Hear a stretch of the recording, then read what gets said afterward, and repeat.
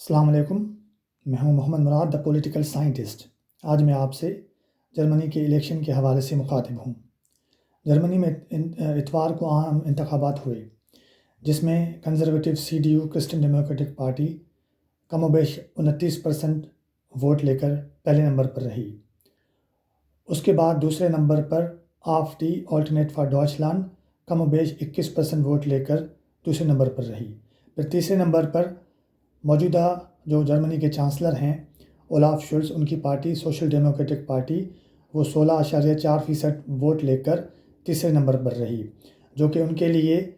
دوسرے عالمی جنگ کے بعد سب سے بدترین یہ رزلٹ رہے ہیں ان کی پارٹی کے لیے۔ تیسرے نمبر پر جو ہے گرین پارٹی، جو کہ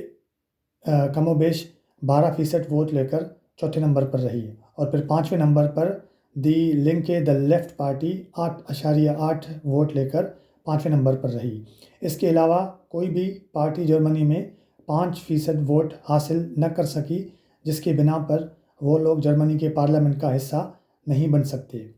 جرمنی کے آئین کے مطابق جرمنی کے پارلیمنٹ کا حصہ بننے کے لیے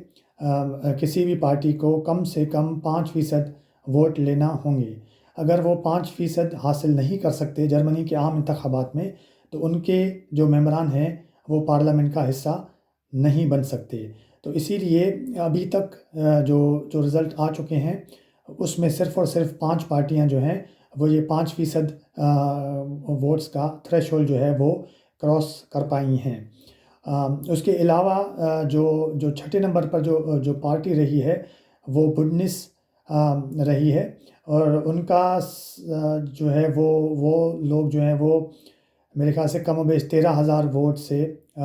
پارلیمنٹ کا حصہ نہیں بن سکتے۔ ان کے 13,000 ووٹ انہیں کم پڑے ہیں، اور کم و بیش جو ہے وہ 4.95% ووٹ ان کو پڑے ہیں۔ تو اس حوالے سے اس وجہ سے وہ لوگ جرمن پارلیمنٹ کا حصہ نہیں بن سکتے۔ تو ابھی دیکھتے ہیں کہ آنے والے دنوں میں جو ہے کون سی پارٹیاں مل کے یہاں پہ جرمنی میں کولیشن حکومت بناتی ہیں، چونکہ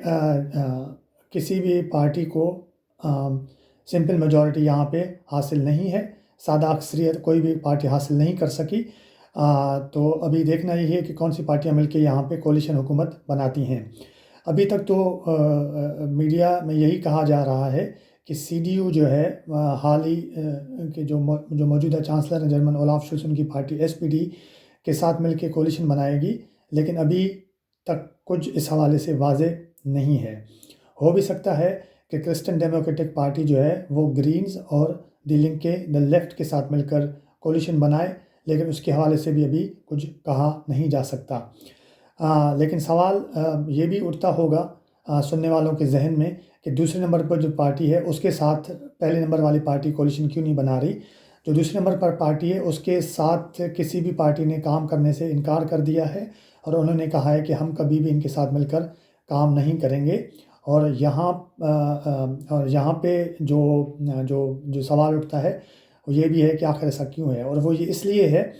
کہ یہ لوگ کہتے ہیں کہ ایک تو ان کی جو فارن اور ڈیفنس پالیسی ہے، جو سیکیورٹی پالیسی ہے، ان کے حوالے سے ان کے تاثرات مختلف ہیں، اور ساتھ ہی میں جو AfD پارٹی کو یہاں پہ فار رائٹ ایکسٹریمسٹ پارٹی بھی یہاں جو جرمنی کی جو میڈیا ہے وہ اس کو یہ بھی کہتی ہے، اور اس کو یہ مانا بھی جاتا ہے۔ اس حوالے سے وہ ان کے ساتھ مل کے کام نہیں کریں گے۔ تو دیکھتے ہیں آنے والے دنوں میں کون جو ہے کولیشن حکومت بناتی ہے جرمنی میں۔ جرمنی کے انتخابات اس لیے بھی بہت اہم ہیں، نہ صرف یورپ کے سیاست کے حوالے سے بلکہ دنیائی سیاست کے حوالے سے بھی، چونکہ جرمنی جو ہے وہ دنیا کی تیسری سب سے بڑی معیشت ہے، اور یورپ کی سب سے بڑی معیشت ہے۔ تو یورپ کا اس کو اکنامک پاور ہاؤس مانا جاتا ہے۔ اگر جرمنی میں معاملات ٹھیک نہ ہوئے تو اس کا جو اثر ہے وہ یورپ کی اکانومی پہ بہت زیادہ پڑ سکتا ہے، اور ساتھ ہی ساتھ دنیا کی معیشت پہ بھی بہت زیادہ اثر اس کا پڑ سکتا ہے۔ تو اس حوالے سے یورپ کے جو جرمنی کے جو یہ والے الیکشنز تھے جو پچھلے اتوار کو ہوئے، وہ بہت ہی زیادہ اہمیت کے حامل ہیں۔ اس کے ساتھ ساتھ ایک اور چیز بھی اس جرمنی کے عام انتخابات میں دیکھی گئی وہ یہ تھی کہ ایلون مسک جو کہ امریکہ کے صدارتی انتخابات میں بہت ہی زیادہ پرجوش نظر آئے، انہوں نے ٹرمپ کو بہت ہی زیادہ پرجوش طریقے سے سپورٹ بھی کیا، اور ٹرمپ صدر بن بھی چکے ہیں وہاں کے، اور اس کے بعد بھی وہ وہاں پہ بہت ہی زیادہ تک پرجوش نظر آتے ہیں۔ تو اسی لحاظ سے جرمنی میں بھی ایلون مسک نے بہت زیادہ کوشش کی اپنی مداخلت کرنے کی، اور وہ AfD alternative for Deutschland German party کے حق میں کی۔ اس حوالے سے یہاں پہ جو میڈیا ہے، یہاں کے جو سیاستدان ہیں جرمنی کے، وہ لوگ بہت ہی زیادہ انہوں نے اپنے تحفظات کا اظہار بھی کیا، اور اور یہ بھی کہا کہ یہ جو ان کی جو مداخلت ہے یہ ناقابل قبول ہے۔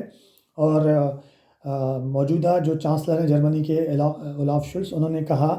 کہ انتخابات میں میڈیا ہاؤسز کے جو آنرز ہیں، جو مالکان ہیں، ان کی مداخلت تو یہ عام بات ہے، یہ 19ویں صدی سے ہوتی ہوئی آ رہی ہے، لیکن ایک فار رائٹ پارٹی کے حق میں مداخلت کرنا یہ ناقابل قبول ہے۔ بہرحال ایسا بھی کہا جاتا ہے کہ ان کی مداخلت سے کوئی بہت زیادہ فرق نہیں پڑا، چونکہ ایلون مسک نے اپنے social media plate form x, جسے پہلے ٹویٹر کہا جاتا تھا، اس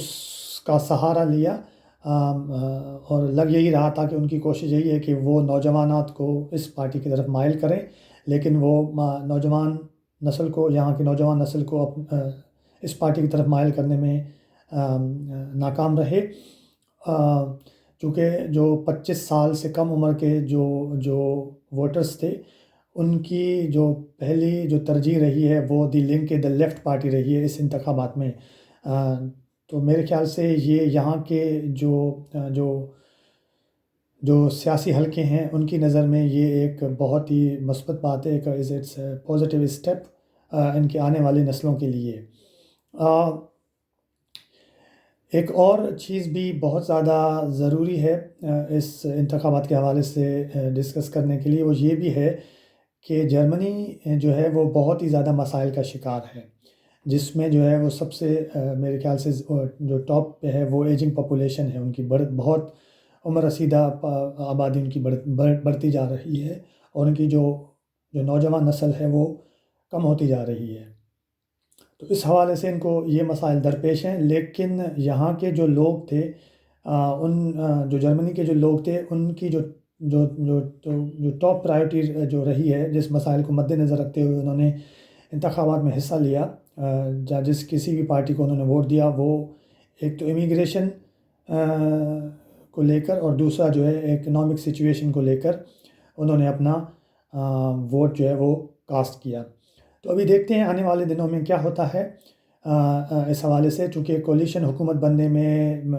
2 ہفتے بھی لگ سکتے ہیں، 4 بھی لگ سکتے ہیں، 8 بھی لگ سکتے ہیں، اور اس سے زیادہ بھی وقت لگ سکتا ہے۔ تو دیکھتے رہیں گے، اور پتہ لگے گا کہ آگے جا کے کیا ہوتا ہے، اور یہ بھی دیکھنا باقی ہے کہ یہ جو آنے والی حکومت ہے وہ یہاں کے جو لوگوں کو جو ہے وہ جو ریلیف فراہم کر سکتی ہے کہ نہیں کر سکتی۔ بہت شکریہ۔